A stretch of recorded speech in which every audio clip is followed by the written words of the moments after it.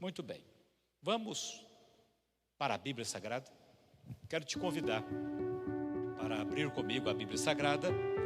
É um texto que uma mensagem que eu já ministrei não sei quando, porém nós estamos com mais uma oportunidade, mais um ano pela frente, um ano novinho em folha, e nós precisamos ter postura adequada para nós sermos abençoados de acordo com a palavra do Senhor.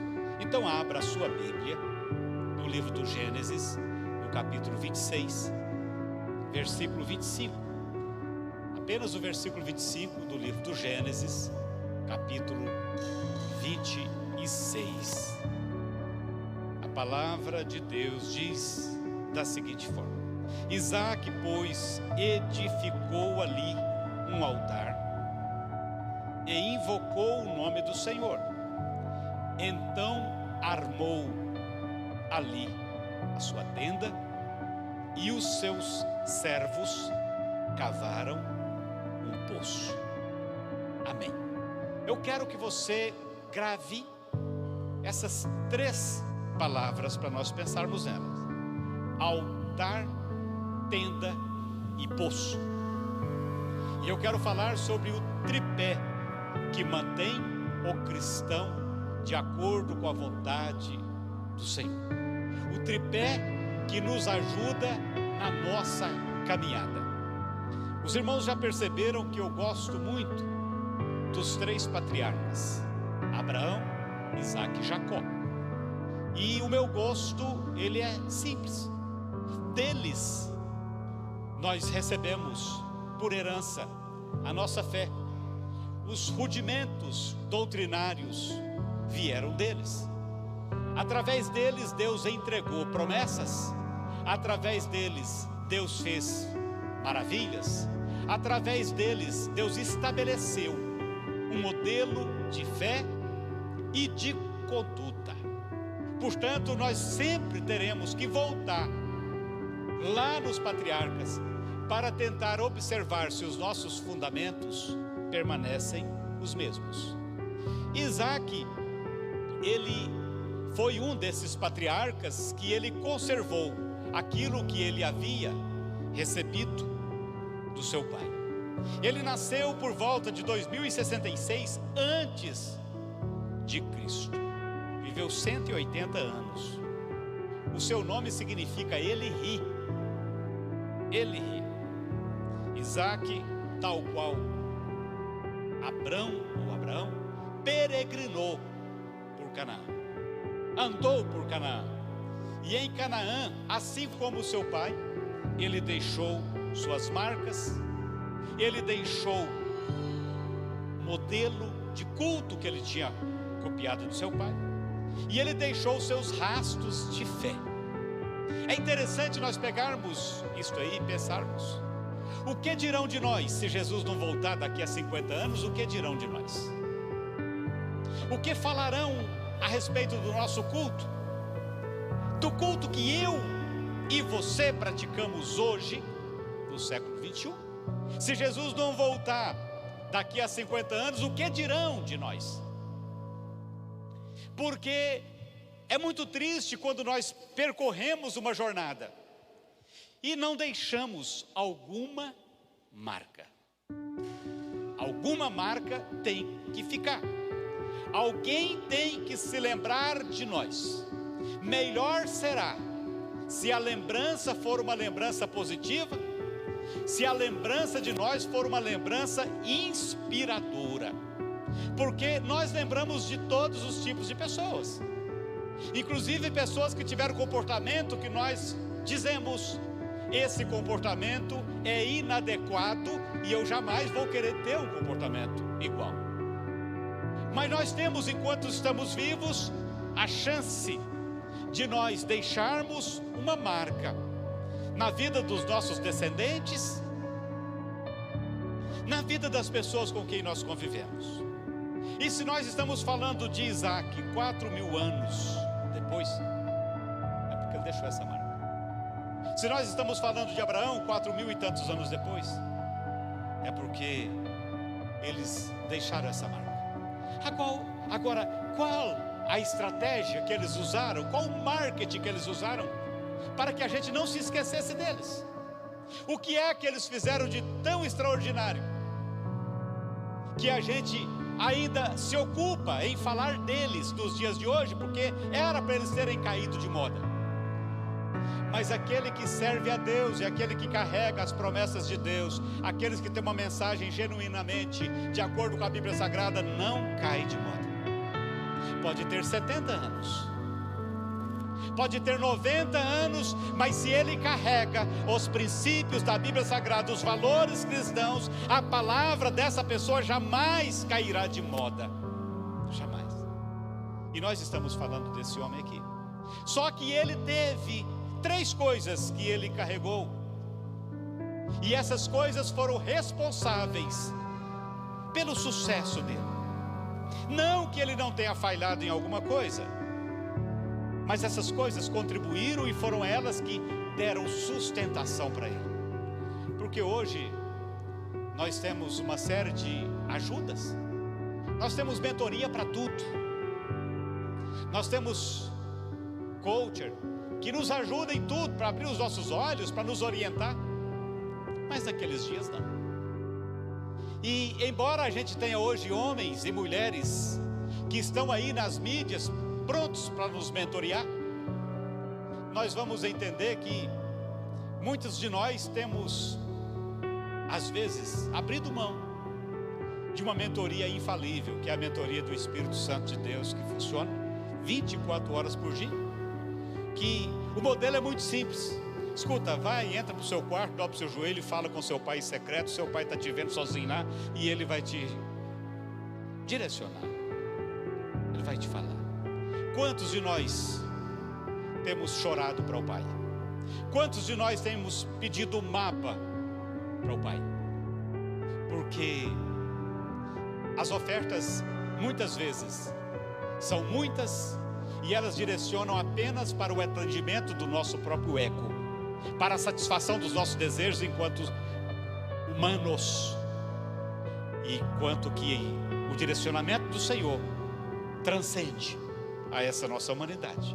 Mas Isaac, ele pensou no seguinte: eu preciso ter 3 coisas, e essas 3 coisas serão o segredo do meu sucesso, da minha sobrevivência em terra estranha, dessa minha peregrinação.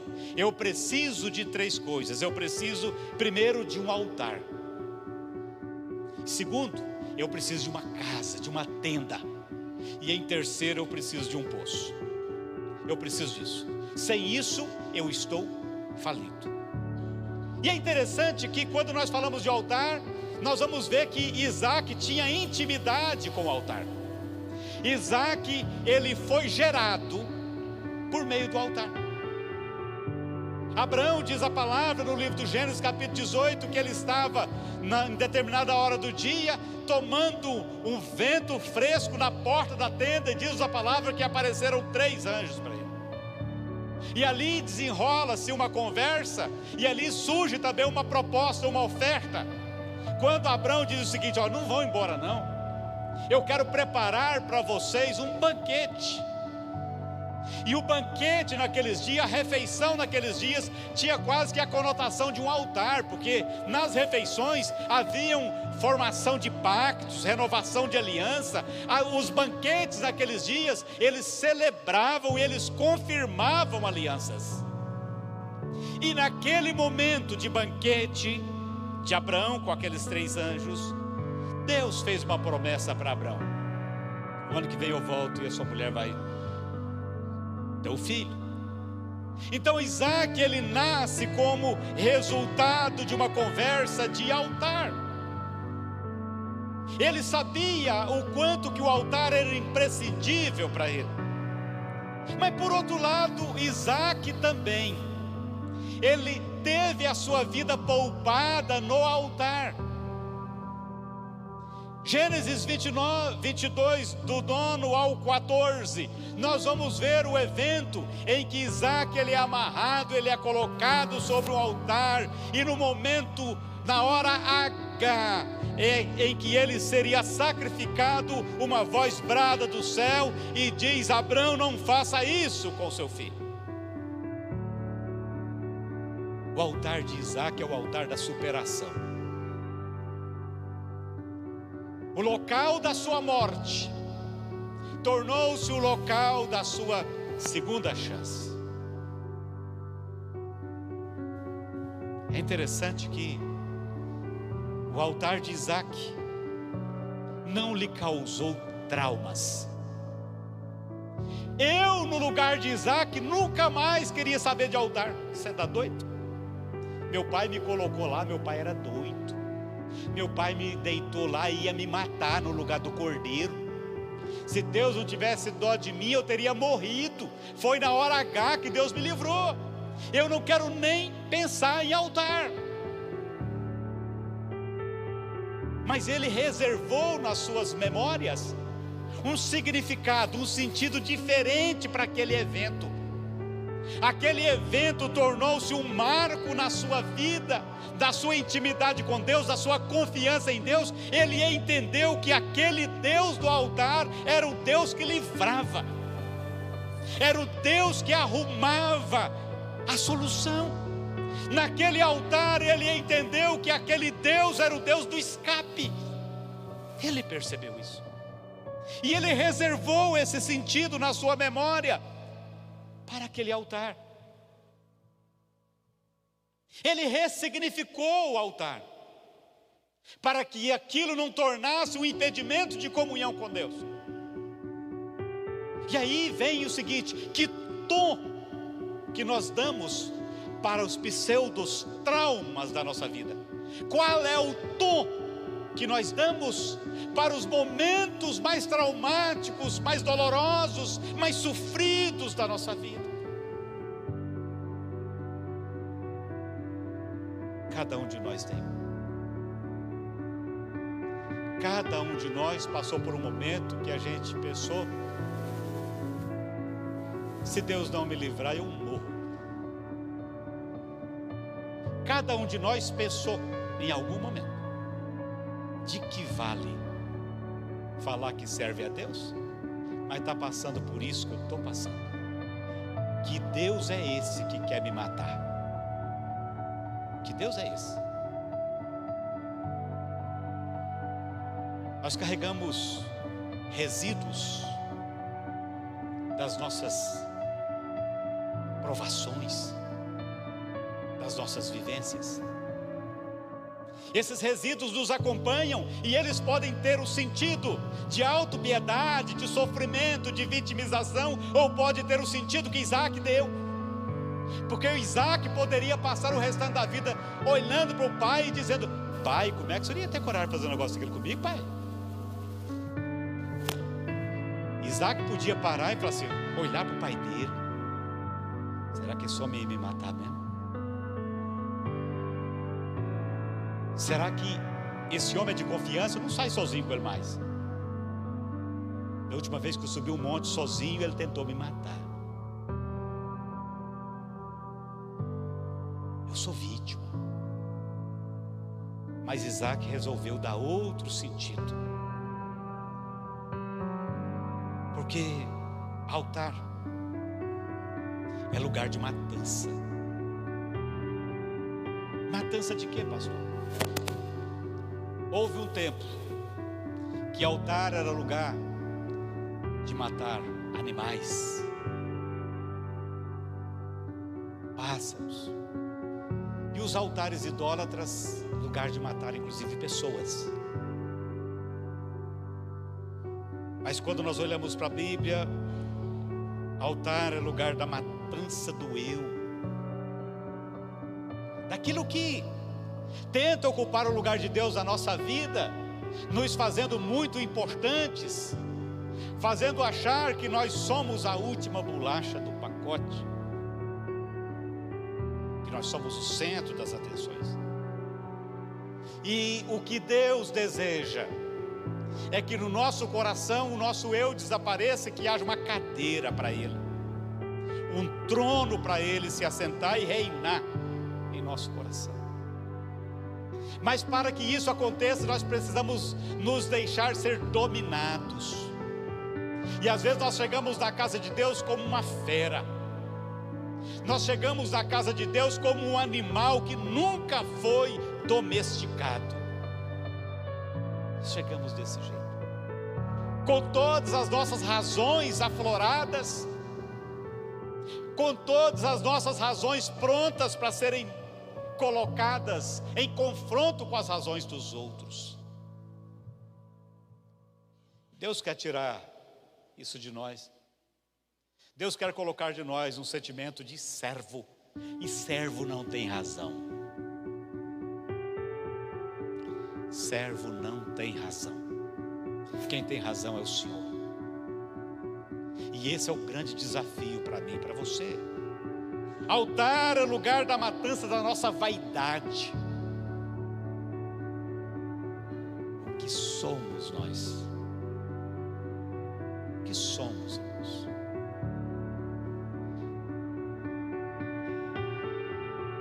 Se a gente parasse um pouquinho e pensar o quanto que a eternidade, ela nos torna pequenos, nós pensaríamos mais na eternidade para aprendermos a ser pequenos. Altar é lugar de matar a nossa soberba. E às vezes nós achamos que para ser soberbo é preciso ter muitas coisas. E muitas vezes a soberba em nós, ela aparece, na maioria das vezes, quando nós não temos coisas. É quando nós damos lugar para vaidade, e a soberba vai crescendo. E a soberba, ela precede a ruína. Altar é lugar de sacrifício. Altar é lugar onde o memorial de Cristo, o sacrifício perfeito, será lembrado, honrado e adorado através do nosso culto individual. O Senhor Jesus Cristo, Ele se fez holocausto no último grande altar, que foi a cruz no Calvário. Ali o Senhor é colocado como uma ovelha, com todas as características de uma ovelha apta a ser sacrificada, sem mancha, sem defeito, sem pecado, inocente. Altar é lugar onde nós nos aproximamos para ter os nossos pecados perdoados. E é por isso que nós não podemos nunca esquecer que o altar é essencial na nossa vida, porque quando nós abrimos mão do altar, nós abrimos mão do sacrifício de Cristo, nós invalidamos o sacrifício, nós diminuímos a importância do sacrifício. É no altar que nós chegamos e falamos: eu sou devedor e eu preciso de perdão. No altar eu reconheço o quanto eu sou falho. No altar eu reconheço os meus pecados. No altar eu percebo que se não fosse Cristo e a sua graça, eu estaria no inferno. É por isso que eu não posso abrir mão do altar, porque Ele sempre vai me lembrar: você é pecador, você precisa do altar. Ah, mas eu sou pecador demais e eu nem quero ir. Mas os pecadores, eles só tinham o caminho do altar, porque se eles não entrassem pelo caminho do altar, o outro caminho seria o caminho do inferno. Então você não pode abrir mão do altar, porque ele é o seu caminho de redenção. É Ele que te dá esperança. É através dele que você vai entender que Deus te ama. É através dele que você vai entender a sua indignidade. É através dele que você vai entender que você pode ser justificado, que você não é pior do que ninguém, e que por melhor que seja a pessoa, ninguém pelos seus atos merece a salvação. E que na nossa caminhada o altar tem que estar conosco. Mas Isaac também, ele pensou: não dá para ficar sem uma tenda, porque é na tenda que eu me refaço, é na tenda que eu tenho intimidade, é na tenda que eu me acolho, é na tenda que eu me protejo. Eu preciso ter uma tenda. E quando nós olhamos para a tenda, nós vamos entender por que o Senhor Jesus Cristo não nasceu do nada. Jesus Cristo nasceu através do processo criativo de Deus, da concepção, apenas com o diferencial de ele ter sido extraordinário, sobrenatural.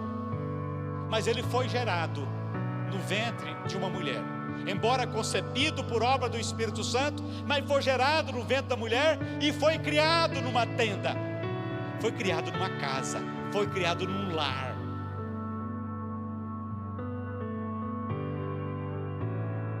Eu sou pastor, aqui nós temos obreiros, pastores, ministros de louvor, mas quando acaba o culto, o que é que nós fazemos? Voltamos para a nossa tenda. A igreja é uma bênção, mas ninguém quer dormir aqui. Eu quero voltar para casa. Quero voltar para casa. Eu fiz uma pergunta, e parece até que eu postei ela no meu Instagram. Se a igreja que você frequenta fosse a extensão da sua casa, você congregaria nessa igreja? Eu quero que a minha casa seja a extensão da igreja. Que bênção! Mas a igreja, se ela fosse a extensão da sua casa, porque é na minha casa que eu entrego o meu cartão de visita, o meu temperamento, a minha comunicação, as minhas reações, o meu modo de ser, tudo é explícito na minha casa. E Deus, Ele preparou a casa para que nós pudéssemos fazer dela uma oficina de conserto, um posto de abastecimento afetivo, o lugar onde estaríamos treinando as linguagens de amor, o lugar onde estaríamos renovando as nossas energias, porque também nós não dormimos no nosso trabalho, assim como não dormimos na igreja. Termina o nosso trabalho, nós voltamos para casa. Quando você olha a Bíblia Sagrada dos patriarcas, você vê esse episódio de os 3 anjos chegando e conversando com Abrão. E Abrão diz o seguinte: vocês não vão, eu vou preparar comida, banquete e água para vocês lavarem os pés. Aceitem o meu convite. Eles disseram: aceitamos. Maravilha. Pouco tempo depois, 2 daqueles anjos vão até Sodoma. Eles vão ao encontro de Ló. E eles, ao contrário de Abrão, eles não encontram Ló na porta da tenda, eles encontram Ló na porta da cidade. Ló estava na porta da cidade, Abrão estava na porta da tenda. E eles chegam para Ló, e Ló diz o seguinte: vão para minha casa, vão dormir lá em casa, não vão passar aqui não. Eles falam assim: não, nós passaremos a noite na praça. Se fosse nós, eu falava: que desfeita é essa? Eu chamo vocês para ir dormir na minha casa, vocês preferem passar a noite na praça. Por que que os anjos aceitaram prontamente o convite de Abrão? E o de Ló, eles disseram: não, a gente prefere passar a noite na praça. Como tem sido a nossa tenda? Porque a gente pode até cantar: entra na minha casa, entra na minha vida, não é? Eu posso cantar: Senhor, entra na minha casa. E se o Senhor disser para mim: eu prefiro passar a noite na praça? Nossa, Senhor, que desfeita é essa? E aí a gente vai lembrar de Deus falando com um certo homem o seguinte: ponha em ordem a sua casa. É claro que aquele põe em ordem ali tem um sentido diferente, dê ordens à sua casa. Mas Isaac sabia que a tenda era um lugar sagrado. Isaac sabia que a tenda era um lugar essencial para ele. E ele falou: eu preciso fixar, eu preciso ter uma tenda de referência em Canaã. Todo mundo que passar vai olhar e vai dizer: lá a tenda de Isaac. Ó, você viu a tenda de Isaac? Ele precisava ter uma tenda diferente. Só que tenda era provisório. Um dia num lugar, outro dia em outro. E aí nós aprendemos que essa tenda, ela fala de desapego. Desapego do mundo, desapego dos títulos, desapego das conquistas, tudo dessa terra. Num dos últimos vídeos do pastor Russell Shedd, dando uma entrevista, ele falou que as dores que ele sentia quando ele via aproximar o fim dos dias dele, ele já estava bem debilitado. Naquele vídeo, está na internet esse vídeo. Olha, isso me faz desapegar cada vez mais desse mundo. Quanto mais parece que eu estou sofrendo, eu estou me desapegando mais dessa vida. Porque tem pessoas que parece que não querem partir mesmo, de tão apegada que são. E nós precisamos ter os olhos sempre fixos na eternidade, um amor fixo na eternidade. Isaac, ele sabia que ele precisava ter uma tenda que desse conforto para sua esposa, que desse conforto para os seus filhos, que desse segurança para eles, e que fosse referência para os viajantes que circulavam naqueles dias. A nossa casa precisa ser uma referência para as pessoas. É maravilhoso, e nós falamos com razão e com gosto: eu sou da Assembleia de Deus Semeando Paz. Glória a Deus, eu tenho prazer, eu particularmente tenho prazer em dizer isso também. Mas eu preciso dizer: a minha casa é na rua tal, a minha família sou eu, a Marta, o Lorenzo e a Yasmin.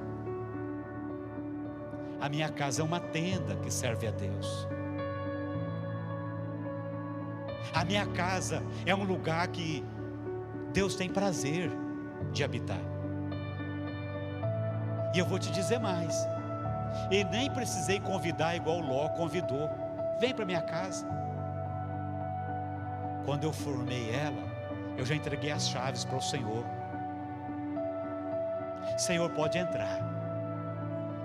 Ah, Gersino, tem algum cômodo reservado? Não, Senhor, qualquer cômodo aqui o Senhor pode entrar. Ó, Senhor, e as cômodas ali estão inclusive com gaveta sem chave. Pode abrir gaveta lá se o Senhor quiser. Se precisar abrir qualquer coisa da minha casa, Senhor, pode entrar e abrir. Não espera o convite, não. Essa é a tenda que agrada a Deus. Essa é a tenda pela qual nós devemos trabalhar. Nós devemos lutar. Porque a gente precisa deixar uma marca. Alguém passar e falar assim: ó, aqui era a casa do Jacó, aqui era a casa do Isaac, aqui era a casa do Abraão. Ó, isso aqui era a casa dele, esse lugar aqui, rapaz, é quase santo. Isaac pisou aqui, porque eles peregrinariam naquela terra exatamente para mais de 400 anos depois. Alguém voltar do Egito e falar: aqui estão as pegadas dos nossos pais, Abraão, Isaac e Jacó. Eles passaram por aqui e eles deixaram marcas. Porque como cristão eu preciso deixar pegadas para os meus descendentes. Como cristão eu preciso deixar marcas para os meus descendentes. porque eu gostaria muito de ouvir um bisneto, um tetraneto dizer: o meu tetravô foi um homem de Deus. Eu gostaria muito de ver isso. Mas eu construo isto agora. É agora que eu construo. Durante a caminhada, durante a jornada, é aí que eu vou construindo. Isaac entendeu: eu preciso do altar. O altar é coisa minha. O altar é coisa minha. Só Deus sabia o que estava passando no meu coração ao que meu pai me deitou naquele altar. Altar é coisa minha, individual. A tenda já é uma coisa da minha família. E eu preciso cuidar da minha família. Eu preciso cuidar. Mas Isaac, ele falou: mas tem uma terceira coisa essencial para mim. Eu preciso de poço. Como é que eu vou sustentar a minha família, os meus rebanhos, sem água? Mesmo se eu estiver sozinho com o meu altar, eu preciso de água. Mesmo se eu estiver sozinho com o meu altar, eu preciso de água. Agora imagina eu com a minha família, imagina eu com os meus animais. Eu preciso de água. E Isaac, ele furou diversos poços. Se você olhar no capítulo 26, aí, você vai observar Isaac cavando poços.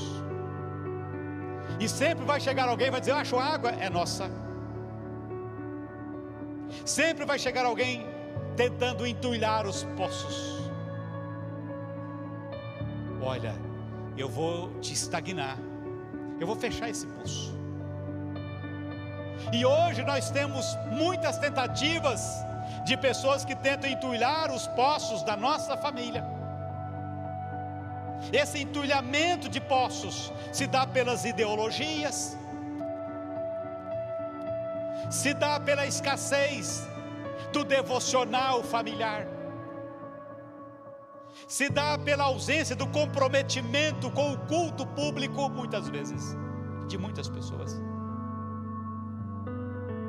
Se dá pela humanização das coisas de Deus.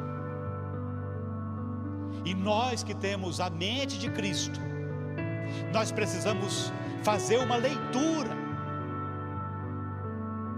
porque nós, o líder da família, o homem da família, nós somos os responsáveis por cavar ou por providenciar quem cave o nosso poço. E poços fala de profundidade. Poços fala de profundidade. Nós precisamos ter uma vida de comunhão com Deus mais profunda.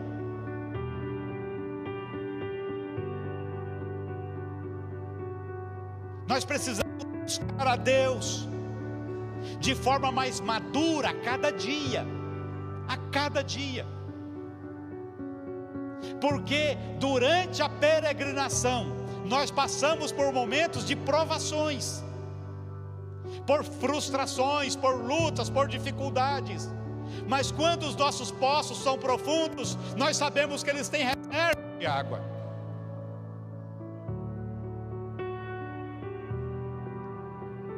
O profeta Oséias, no capítulo 4,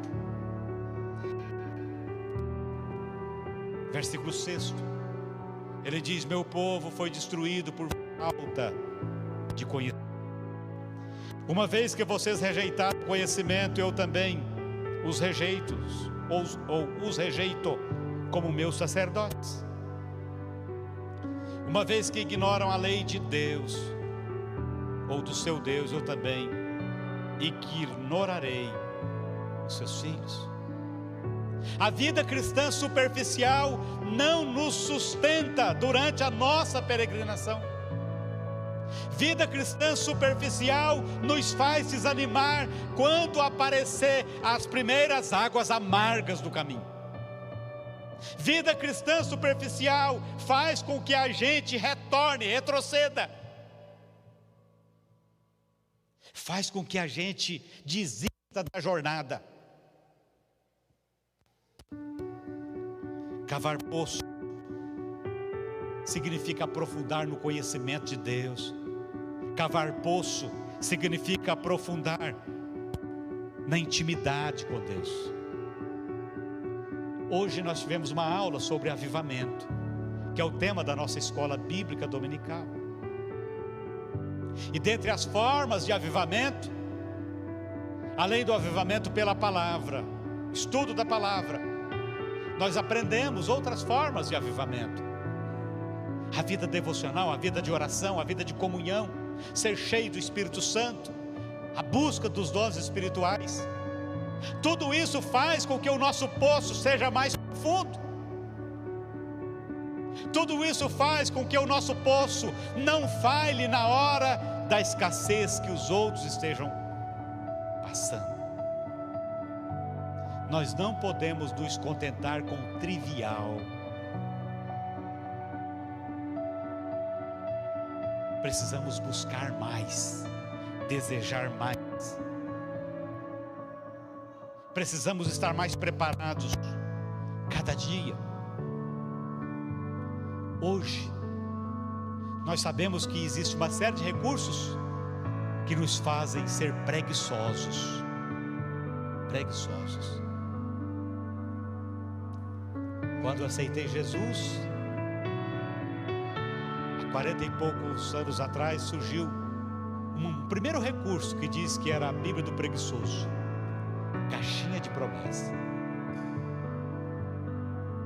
Eu amava ir na casa de uma irmã minha contemporânea, que ela tinha comprado a caixinha de promessa, e a gente sempre falava: tira um versículo aí para ver o que Deus vai falar comigo. Deus tinha promessas. E não é uma coisa antiga, né? Porque tem muita gente rindo, né? Porque todo mundo aqui sabe o que é. Mas hoje tem a internet, que vai lá, quer um versículo sobre tal. Isso nos torna preguiçosos. E quando a preguiça vem, ela sempre nos encaminhará para aquilo que for mais fácil. Estudar a palavra, buscar intimidade com Deus, dói.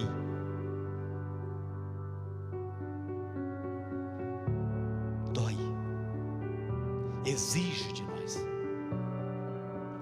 E não existe nada para nós conquistarmos que não exija de nós um comportamento de disciplina, de desejo, de busca.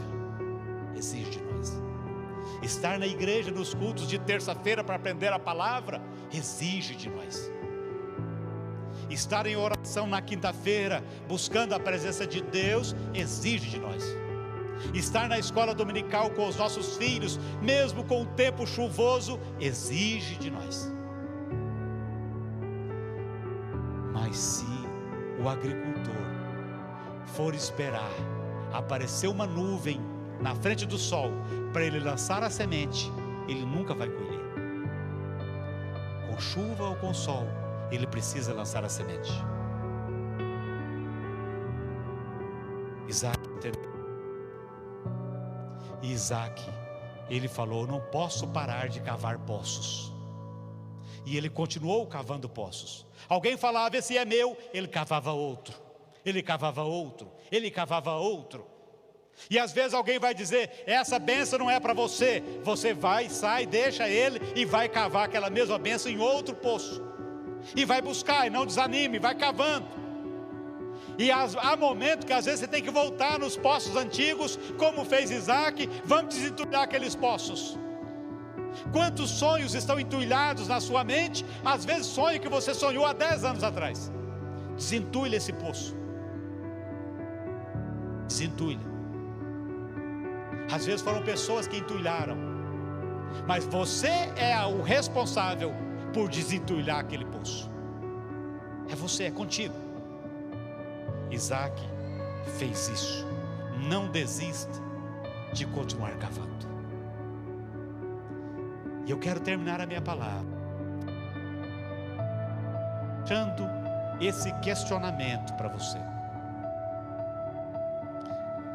como está o seu altar para 2023? Será que você precisa fazer como Elias? Tira tudo, limpa tudo, do jeito que está, não está agradando a Deus. Elias entendeu que o altar, para receber de Deus, precisava ser no modelo apropriado, na forma adequada. Talvez o seu altar de 2022 foi um altar inadequado. Não vamos dizer como o altar de Baal, não. Mas de repente ele foi um altar inadequado. Você tem a chance agora de reparar esse altar. Ainda, de repente, ela desconfigurou durante o ano de 2022. Mas agora é o momento propício para a reforma. Eu quero reformar a minha tenda espiritualmente durante este ano. Eu quero ter uma tenda diferente esse ano. E eu quero ser mais profundo. Eu quero sair da superficialidade no meu relacionamento com Deus, no trabalho que eu presto para o meu Deus. Sabe? Fazer muito mais do que nós fazemos. E aí a gente fica no nível da mediocridade. Pastor, mas mediocridade não é uma coisa muito feia. Mediocridade é apenas estar na média. Eu não estou melhor, mas também não estou pior do que muita gente. Então eu vou ficar aqui, tá bom. Ninguém me incomoda. Nível de mediocridade. E nós precisamos sair do nível da mediocridade no serviço que nós prestamos para Deus. O serviço que nós prestamos para Deus. Porque tem coisa que não combina. Tem coisa que não combina. Aquilo que Deus preparou para você, de repente, é muito mais sublime do que aquilo que você está fazendo.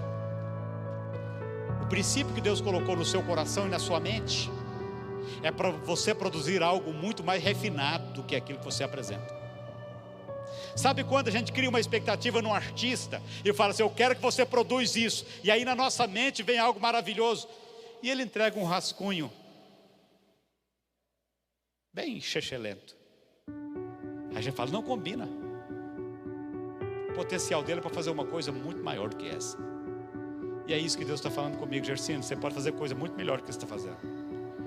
Como diz o Escritor aos Hebreus: de vocês eu espero muito mais. De vocês eu espero coisas muito maiores. E é isso que Deus espera de mim e de você para 2023. Deus espera coisas muito maiores, para que as nossas pegadas durante a nossa peregrinação não caia no ostracismo e no esquecimento. Altar, tenda e poço. Vamos nos firmar nessas três coisas para esse ano.